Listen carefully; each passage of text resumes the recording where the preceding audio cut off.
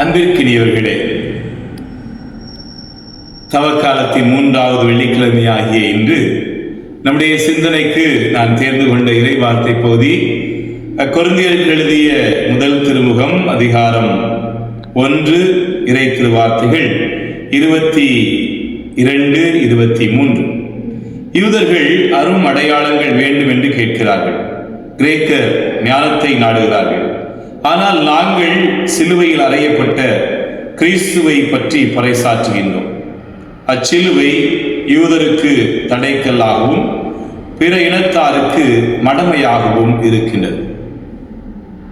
இந்த வார்த்தைகள் யூதருக்கு சிலுவை தடைக்கல்லாகவும் பிற இனத்தாருக்கு மடமையாகவும் இருந்தது என்று சொல்கிறது. கிறிஸ்தவர்களாகிய நாமும் பல நேரங்களில் யூதர்களைப் போல பிற இனத்தாரைப் போல சிலுவையை ஒரு தடைக்கல்லாகவும் மடமையாகவுமே தான் பார்க்கிறோம். இதுதான் உண்மை. நம்மில் பலர் நம்முடைய இல்லங்களில் திருச்சிலுவையை நிறுவுவதற்கு அஞ்சுகின்றோம், கலங்குகின்றோம். திருச்சிலுவை வாழ்வின் ஊற்று. நடந்த ஒரு உண்மை நிகழ்வை உங்களோடு பகிர்ந்து கொள்ள விரும்புகின்றேன். மெக்சிகோ பெருநகரத்தினுடைய மையத்திலே பேராலயம் ஒன்று இருக்கிறது. இந்த பேராலயத்தில் சிறப்புமிக்க ஒரு திருச்சிலுவை உள்ளது. இந்த திருச்சிலுவை மற்ற சிலுவைகளைப் போல் இல்லாமல் கரிய நிறத்தில், கருப்பு நிறத்தில் இருக்கிறது. இதை பாய்சன்ட் குருசிஃபிக்ஸ் என்று சொல்கிறார்கள். அதாவது விஷம் மூட்டப்பட்ட திருச்சிலுவை என்று அழைக்கிறார்கள். ஏன் இப்படி அழைக்கிறார்கள்? இதற்கு ஒரு பின்புலம் உண்டு. அந்த ஆலயத்திலே பணியாற்றிக் கொண்டிருந்த பங்கு தந்தைக்கு ஒரு சிறிய பிரச்சனை. அந்த பங்கு தளத்தில் இருந்த ஒரு நபரோடு ஏற்பட்ட மனத்தாங்கள் மிகப்பெரிய பகையாக முற்றுகிறது. அந்த மனிதர் பங்கு தந்தையை எப்படியாவது கொலை செய்ய வேண்டும் என்று நினைக்கின்றார்.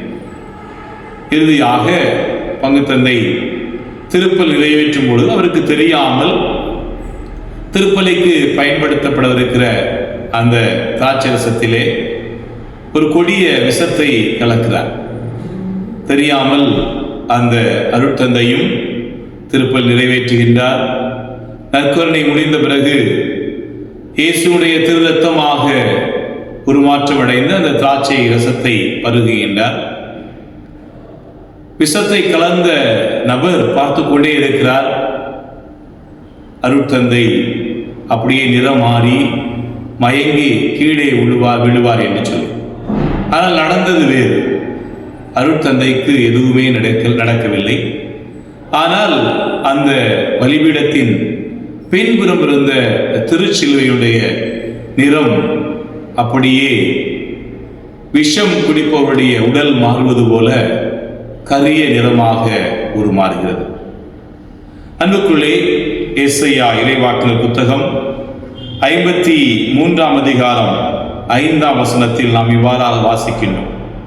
அவரோ நம் குற்றங்களுக்காக காயமடைந்தார், நாம் தீச்செயல்களுக்காக நொறுக்கப்பட்டார், நமக்கு நிறை வாழ்வை அளிக்க அவர் கண்டிக்கப்பட்டார், அவர்தம் காயங்களால் நாம் குணமடைகின்றோம். ஆம், திருச்சிலுவை நலம் அளிக்கின்ற, குணமளிக்கின்ற, வாழ்வு அளிக்கின்ற ஊற்று. இந்த திருச்சிலுவையை உற்று நோக்குவோம், தியானிப்போம்.